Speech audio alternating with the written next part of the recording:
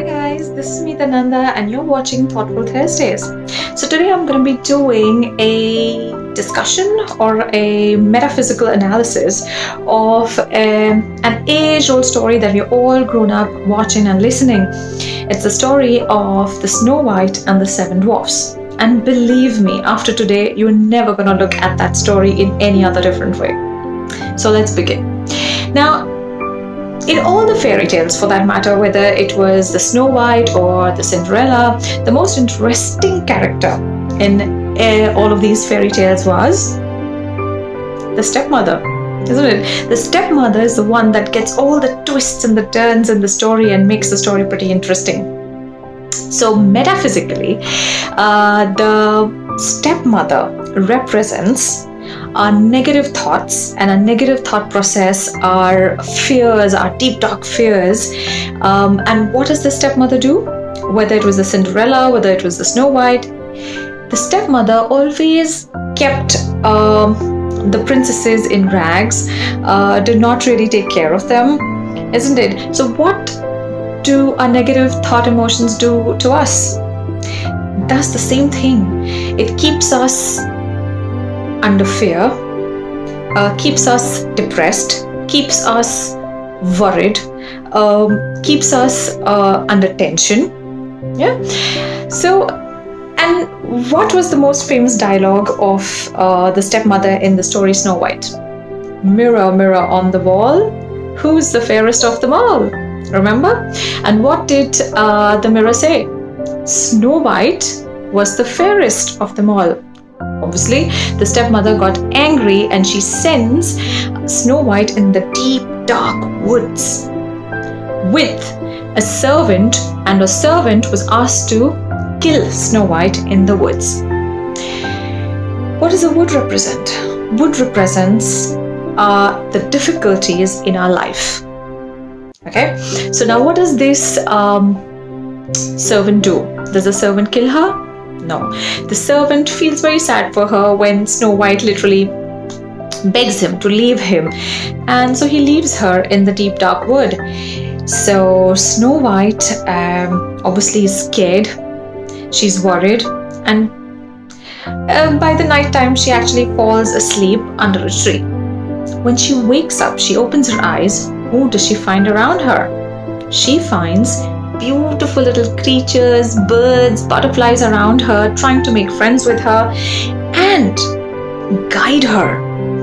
They guide her towards the house of the seven dwarfs. What do these little creatures and birds represent? They represent our intuition. Our intuitions that usually try to guide us. So Snow White is then guided towards the seven dwarfs. And what do the seven dwarfs represent? The seven dwarfs represent protection. Protective factors are protective blessings, are protective angels around us. So Snow White begins to live in the house of the seven dwarfs. But once the stepmother comes to know that Snow White is still alive, what does she do? She takes the form of an old rag lady, and she goes there with a poisonous apple. But the apple was so beautiful, so juicy, so red, so shiny that Snow White couldn't resist it. Right? The shiny apple represents all the wrong things that attract us in our life, but all the creatures, all the birds, they try to stop Snow White from eating that apple. They give her an indication that no, something is wrong, don't do it.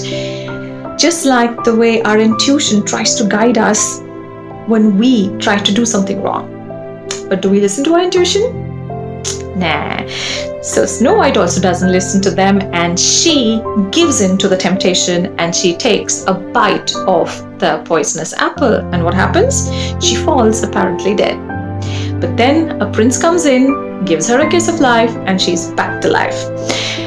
The prince represents the divine path in our life, once we understand and learn from our mistakes, and we understand the divine path, we live happily ever after, isn't it?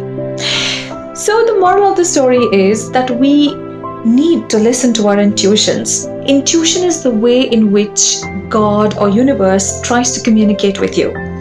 You have a question, you have a confusion, put your question out there and you will definitely get an answer.